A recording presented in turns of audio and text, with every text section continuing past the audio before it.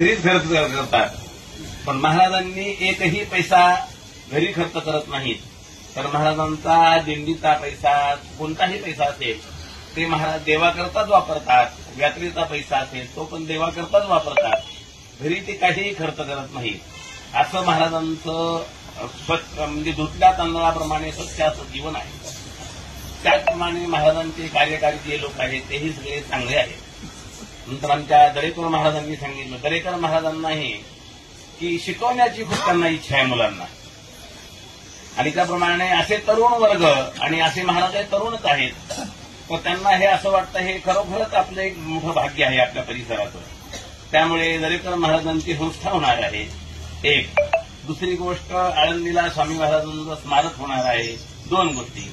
आणि तिसरी गोष्ट आपली ही दिंडी चालत आहे ही वर्षानुवर्ष ही चालणार आहे. ती पण भव्य आणि दिव्य अशा प्रमाणात